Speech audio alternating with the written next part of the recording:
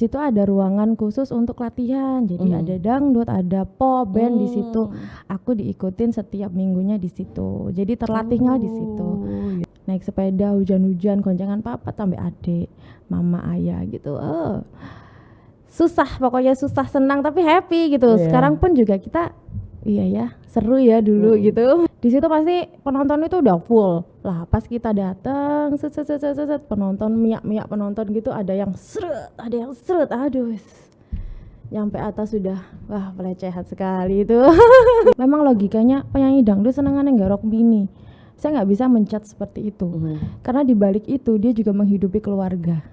Mungkin dengan cara itu ya saya nggak bisa ngatur kayak gini ya nggak mungkin. Ya tergantung dari dirinya sendiri, tapi saya paham betul karena saya memang kan udah terjun dari lama ya. Saya paham aja semua orang yang kelihatannya buruk pun tidak seburuk itu.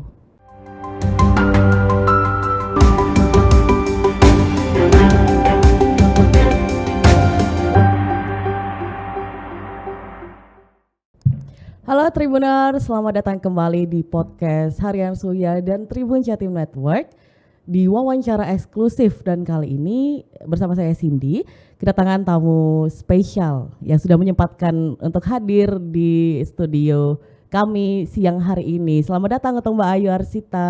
Halo, selamat datang. Terima kasih sudah menyempatkan untuk hadir. Masya Allah, di terima sini. kasih udah ngundang aku loh. Besok lagi ya, tiap hari juga nggak apa-apa. Boleh banget. Agak panas tapi di luar nggak apa-apa ya. Bukan yang di luar yang panas, kursinya panas. Oh, kursi panas ini. Baik, oke, Mbak Ayu Arsita. Itu bagi kalian yang pasti udah tahu dong semua Tribuners ya tentang bagaimana di dunia tarik suara, terutama di dunia dangdut ya Mbak ya. Oke, kita sebenarnya mau ngobrol-ngobrol dulu dari awal banget kali ya. Kenapa atau apa sih yang bikin Mbak Ayu itu untuk terjun ke dunia dangdut gitu? Dan sejak kapan itu sih? Oke. Kalau cerita awal, aku tuh dari kecil 5 tahun itu aku kayaknya udah keluar bakatnya sih Mbak. Iya, itu lomba-lomba gitu? Enggak juga. Dulu itu iki diceritani yo. Jadi kalau orang tuaku mamaku lagi masak, lagi nyapu gitu kan, biasanya anak itu kan umak karepe dhewe toh. Kalau saya dikasih mic sama musik udah anteng, diam berjam-jam sambil nyanyi, joget gitu. Lucu gak sih? Gemol ya. Makanya langsung lagi kayak bakatnya anakku. Oh gitu ya. Terus agak gede dikit, aku ikut lomba-lomba, tapi aku tuh basicnya orangnya pemalu. Jadi lomba-lombanya tuh iya, sekarang kan jadi malu-maluin. Iya, jadi aku tuh pemalu kan. Jadi aku ikut lomba itu tanpa sepengetahuan orang tua. Jadi kalau jadi aku tuh mau memberitahu orang tua kalau aku menang mah gitu. Jadi aku silent aja gitu. Ternyata yang ngasih tahu orang tua aku tuh tetangga. Anakmu itu loh lomba 17-an ngono, Mbak. Akhirnya pas aku nyanyi tuh tiba-tiba orang tua aku di depan panggung. Waduh, ya udah. Akhirnya kalah deh. Lebih nervous kayaknya ya kalau ditunggu orang tua. Iya. Terus ikut lomba-lomba. Akhirnya saya kebetulan ayah saya itu kan kerja di perusahaan di Diriarjo, dan di situ ada ruangan khusus untuk latihan. Jadi ada dangdut, ada pop, band di situ. Aku diikutin setiap minggunya di situ. Jadi terlatihnya di situ. Terus ikut manggung-manggung. Ya. Panggung awal gitu. itu berarti yang dapat fee ya Mbak, yang udah dapat bayaran nih.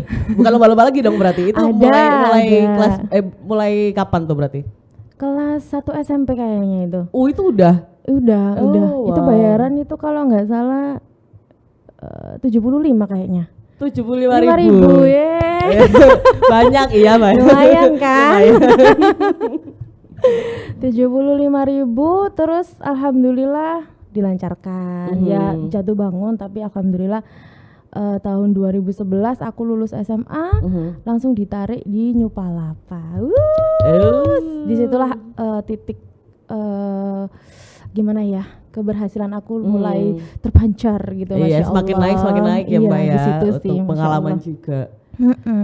Berarti itu juga mendapat dukungan penuh dong dari orang tua ya setelah itu. Sangat. Sebenarnya tuh kan aku pemalu. Jadi yang menggembleng aku tuh ya orang tua aku. Siapa lagi? Nah, nyanyi, terus malu, terus meneng. Itu siapa tuh? Ya. Makanya dilatih terus ya Dilatih untuk terus, bisa iya. lebih pede. Lebih pede, betul. Pedenya Di itu yang atas lebih panggung. susah sih. Oh iya benar sih. Tapi sudah terlewat lah masa itu. Alhamdulillah. Sekarang sudah harus terlewat. melewati masa baru. Oh iya. Oh, iya, baru. Sebelum kita ke masa baru. Oh, iya. Apa itu? Asalkan jangan ke masa lalu. Iya, agak bahaya. Udah curhat gitu. Oh, iya, Oke, Oke, silakan. kemudian kalau ngomongin tentang ini Mbak Ayu, ini kan ini kemajuan teknologi kan lumayan dahsyat banget ya Mbak. Ada Iya, iya. TikTok, kita Iya, ada sekarang Instagram dan lain. Aktif nggak Mbak? Bikin Aktif. kayak tren-tren gitu. Aktif banget. Sekarang kan musimnya lebih ke TikTok ya. Iya, Gak bener apa-apa sih. kan? Iya nggak apa-apa dong. Lebih ke TikTok sekarang. Jadi lebih aktif aja ke TikTok. Instagram iya. Facebook iya. Twitter masih belum sih. Rencana aja. Soalnya masih bingung. Oh, iya. Caranya gimana kalau Twitter ya? Twitter lebih nulis aja kan. Kalau misalkan di TikTok dan lain kan juga kita bisa ngobrol, video dan lain-lain gitu. kan. Oke, perlu belajar lagi lah. Oh ya. Besok ke rumah ya. Agak jauh Mbak. Sukodono. Ngono yo. Oke, nah kalau berarti kan berarti bisa ditotal nggak Mbak berapa tahun Mbak itu berkarir di dunia dangdut? Berapa tahun ya? Berapa tahun? 15 tahunan kayaknya ya. 15 Sampai kali tahunan. ya. 15 tahunan. Nah, itu Gitu. pasti banyak sekali suka dukanya. Waduh. Banyak sih. Share dong. Jangan nanti sedih dong kamu. Sudah siap tisu belum? Suka dan sedikit dukanya. Suka dukanya. Ini apa dulu nih? Duka dulu kali ya. Duka dulu boleh. Oke. Kalau duka apa ya?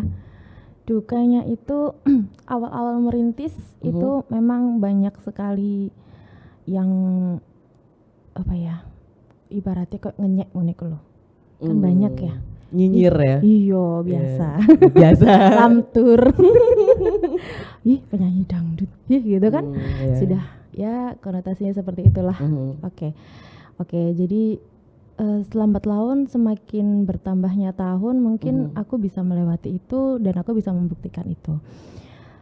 Pernah pada dulu Mbak, ya zamane numpak becak, kalau latihan, kalau nyanyi, naik sepeda hujan-hujan, goncengan papa tambah adik, mama, ayah gitu. Susah, pokoknya susah senang tapi happy gitu. Yeah. Sekarang pun juga kita iya ya, seru ya dulu gitu meskipun waktu ngejalanin sedih tapi ketika dikenang itu sekarang udah yeah. mengharukan ya, seneng gitu ya. Terus dukanya kayak lebih ke kekerasan seksual ada kali ya. Mbak Ayu mengalami. Oh iya, bukan hanya aku, mungkin rata-rata kayaknya. Soalnya kan kalau nyanyi itu semalam bisa 3 panggung, 2 panggung, minim 1 panggung lah. 1, 2, 3 panggung. Iya. Langsung jadi, move gitu. Tapi wilayahnya harus dekat. Kalau jauh ya nggak bisa dijangkau. Di situ kan kalau misalkan kita nyampe ke lokasi 2 atau lokasi 3 kan otomatis telat ya. Nah, di situ pasti penonton itu udah full lah. Pas kita datang, set, penonton miak penonton gitu, ada yang seret, ada yang seret, aduh. Nyampe atas sudah, wah pelecehan sekali itu. Wow Mbak, terus wow aku Ya nyampe atas nangis deh. Jangan sedih. Kamu sedih apa kepengen? astaga. Kaget. Itu berarti kan masih muda banget waktu Mbak Iya, Ayu ngalamin masih ya. Maksudnya muda. itu gimana ya? Gimana cara Mbak Ayu supaya menstabilkan, karena itu belum manggung dong. Berarti kan Belum. waktu mau manggung ya. Itu gimana caranya Mbak? Menstabilkannya ya otomatis kita diam dulu. Sebelum dipanggil perform kan kita duduk-duduk dulu. Kadang nek nangis ya tumpahkan aja sedikit. Nanti ketemu sama penonton lagi, nyanyi lagi udah happy lagi sih. Coba diantisipasi aja kalau lewat itu harus kita pakai keamanan yang lebih ketat gitu, dari depan, kamping, samping, belakang gitu. Tapi kadang yo tetap kecolongan, pernah juga sih. Tetap aja. Gak habis sedih. pikir maksudnya kan Oh, itu gitu ya? aduh astaga. Astaga, mau jadi biduan kan? Eh, Coba setelah tes. mendengarnya ta. Baiklah, mungkin itu sedikit dukanya ya Mbak ya. Sedikit duka. Oke. Terus apa lagi sayangku? Sukanya dong. Sukanya. Sukanya semenjak aku bisa memiliki ya penghasilan sendiri. Ya sukanya bisa jajan dewe, nggak ngerepotin orang tua, malah bisa membantu keluarga gitu, Masya Allah sampai sekarang. Terus sukanya apa yang aku harapin juga alhamdulillah bisa tercapai dengan sendiri, kerja keras sendiri, keringat sendiri gitu. Ketemu sama jenengan juga saya suka Oh loh. ya. Vitamin. Vitamin. Sukanya itu apa ya? Karena dari kecil kan aku udah bisa dapat penghasilan sendiri. Jadi apapun yang aku mau tanpa harus minta orang tua juga saya bisa ya memperolehnya, meskipun nggak langsung lah, ada tahapnya ya, nabung dulu, tapi paling nggak kita dapatkannya dengan kerja keras keringat sendiri. Terus bisa membantu keluarga juga, Masya Allah ya, itu Bener, luar biasa. Terus apalagi ya, sukanya ketemu sama teman-teman tuh suka. Ibu hiburan banget sih, imun banget ketemu sama mereka itu. Ketemu sama mic, sama sound system, itu seru banget. Ini ketemu mic. Penyakit itu hilang. Iya. Ya karena memang passion dari awal juga ya Iya, untuk benar. menyanyi. Jadi ya Ya. maksudnya ketika kita melakukan pekerjaan yang kita sukai itu Benar. benar-benar nggak bisa diungkapin lah rasa senengnya Oke, juga. Iya, betul. Iya, oke, Mbak, kalau ngomongin lagi nih tentang dunia dangdut ya, di panggung dangdut. Iya. Ngomongin tentang penyanyi dangdut, banyak yang apa dari daerah juga ke nasional seperti itu ya, tapi Iya. kan masih sangat banyak mungkin yang masih penyanyi daerah, dan beberapa kita tidak pungkiri itu banyak juga seperti tadi Mbak Ayu bilang juga ada beberapa stigma Iya. yang negatif dari apa penyanyi dangdut daerah ya. Itu tuh kalau sebenarnya itu kan berarti apa ya, stigma orang-orang yang apa ya, asumsi sendiri. Iya, betul, kayak betul, gitu-gitu. Kalau dari Mbak Ayu nih itu seperti apa sih realitanya itu? Menurutku ya, itu tergantung dari dirinya sendiri aja. Kalau saya bilang memang logikanya penyanyi dangdut senengannya nggak rock mini, saya nggak bisa mencat seperti itu. Karena di balik itu dia juga menghidupi keluarga. Mungkin dengan cara itu ya saya nggak bisa ngatur ojo kayak gini ya, nggak mungkin. Ya tergantung dari dirinya sendiri, tapi saya paham betul karena saya memang kan udah terjun dari lama ya. Saya paham aja semua orang yang kelihatannya buruk pun tidak seburuk itu menurut saya. Iya, benar sih. Dan orang yang berhijab seperti saya pun juga nggak sebaik ini juga. Don't judge the book by its cover ya, lebih Yes. tepat Apa ya. itu artinya? Jangan menilai dari tampilan ya Mbak Oh, iya, ya. betul. Iya. Iya. Benar sekali. Nah, kalau misalkan ada juga nih Mbak yang ketika bernyanyi itu kan mayoritas cowok yang nonton ya. Cowok. Cowok. Itu pernah nggak sih Mbak Ayu mengalami atau mungkin melihat rekan atau apa itu yang sampai kayak digoda, dirayu gitu nggak sama penonton ataupun cowok? Aduh, kalau dunia kayak gitu itu ya, terus jalaran saka kulino. Iya. Kalau setiap kali ketemu sering banget, aduh wis salah. Pasti akan terpesona aku. Iya. Jarang-jarang kan di sini nyanyi. Iya. Pengen aku nyanyi. Iya ya. Itu ya wis sudah hal yang biasa, nggak hanya cinlok antara musisi penyanyi, penonton juga, sound system, lighting, dan tukang shooting juga sering lah cinlok. Oh, merayu-merayu apalagi. Sudah biasa. Tapi risih nggak atau gimana gitu? Kalau aku yang diganggu. Kalau aku yang diganggu ya tergantung. Kalau dulu sih, kalau sekarang kan risih ya. Iya, Soalnya udah punya benar. suami. Kalau dulu single ya lihat-lihat yang godain siapa. Pokoknya nggak berlebihan gitu aja kali ya. Iya betul. Yang godain siapa? Berlebihan nggak, orangnya kayak gimana? Oh boleh, ganteng gitu. Masih single, bebas Iya, dong ya. bebas dong. Sekarang kan nggak boleh. Iya, nggak bisa. Jangan. Jangan sampai itu tepatnya. Oke, kalau gitu ini deh untuk stigma negatif nih untuk penyanyi dangdut di daerah, supaya tidak supaya stigma itu juga tidak terus menerus lekat. Itu kalau menurut Mbak Ayu sendiri untuk penyanyi ataupun untuk kemajuan dunia musik dangdut daerah itu, harapannya itu seperti apa dari Mbak Ayu? Harapan aku jujur sih dulu ya, kita flashback dulu ya.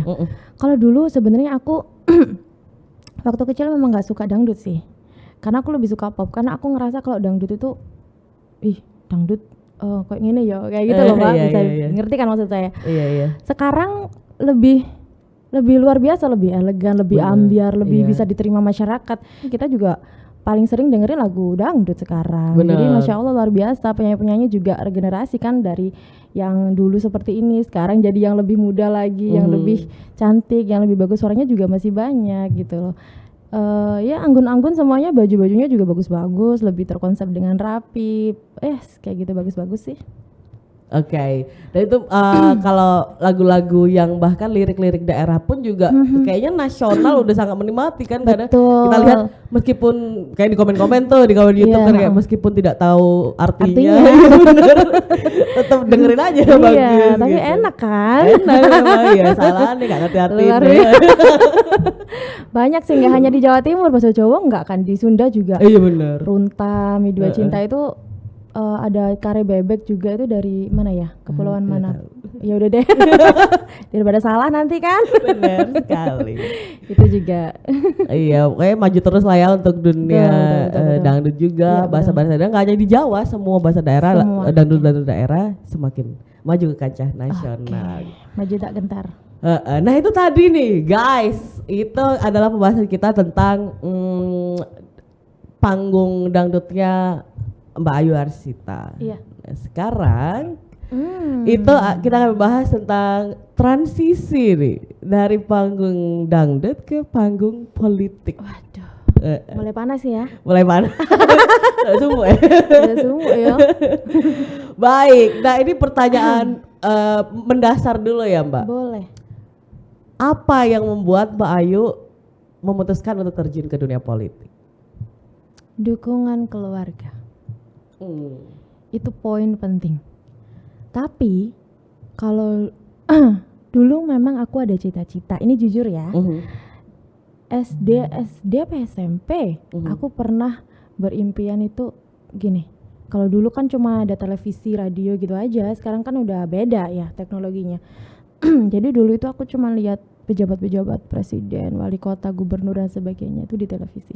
Enak ya, orang-orang pejabat itu bisa merangkul masyarakat, bisa menolong mereka semuanya yang kurang mampu gitu loh. Ini zaman masa kecil sih aku ngomong kayak gitu. Udah akhirnya aku nyanyi, aku hilang lah. Ternyata waktu menikah aku kenal lah dengan sosok, kok kenal sih, salah. Jadi alhamdulillah aku menikah dengan suami saya tahun 2018. Aku berada di keluarga yang luar biasa, agamanya luar biasa, akhlaknya luar biasa. Masya Allah, semuanya pelajaran itu saya dapatkan di sini. Terutama untuk kakak saya yang sekarang lagi menjabat sebagai wakil ketua DPRD Kota Surabaya, Ibu Hajah Laila Mufidah, itu kakak ipar saya. Kakak pertama. Beliau yang bukan menyuruh ya, beliau yang mensupport saya betul-betul sih kalau untuk masalah terjun di politik. Awalnya itu waktu pembukaan, ini nggak apa-apa ya cerita ya? Gak apa-apa dong. Panjang loh. Silakan. Kita ada 15 jam. Oh, 15 jam ya? Ya Allah, waktunya buka dong. Waktu pembukaan pendaftaran bacalek, aku ditawari suamiku, nyala kok, wah, opo wae, 3 kali itu, 3 kali nyala kok. Wedi aku. Terus Jadi nggak yang langsung dari awal langsung enggak gitu ya, Bu? enggak, mending samain aja sing nyalek, aku tak mendukungmu dari belakang. Aku gitu. Terus yang ketiga, "Loh gak apa-apa nyalek kok," gitu. Sik bimbang. Nah, waktu beberapa hari aku mainlah ke rumah kakakku tadi, "Mbak, ada ini loh pendaftaran bacalek loh, sampean masuk melok daftar gitu." Nah itu, "Iya toh Mbak, ayo wis," aku gitu. Entah kenapa Allah itu menggerakkan hati saya, mulut saya dan kaki saya untuk melangkah ke dunia Padahal politik. sebelumnya bimbang gitu kan, tapi Bimbang. waktu itu langsung kayak ayo udah Iya, gitu. karena saya bimbangnya itu bukan takut karena gimana-gimana, cuman saya siapa sih aku ngono loh. Aku itu siapa gitu, maksudnya aku sadar diri gimana aku gitu waktu itu. Tapi ternyata waktu karena sebelum aku diajak memang aku udah ikut beberapa organisasi sih di PKB. Jadi waktu Covid ya terhitung baru sih memang, tapi waktu Covid tahun kedua itu aku dimasukkan di Perempuan Bangsa Kota Surabaya. Nah, terus yang kedua di pengurus Jatim di DPW juga di situ. Jadi banyak pembelajaran yang saya dapat di situ. Akhirnya saya membuat oke lah, saya mau terjun. Bismillah. Oke. Tribuners, ini sebelum kita lanjut ya ke transisi nih, apa yang keputusan seperti apa nanti akan Mbak Ayu itu ke depannya di dunia politik. Stay tune terus karena kita akan bahas itu lebih lanjut di episode kedua. Bye bye.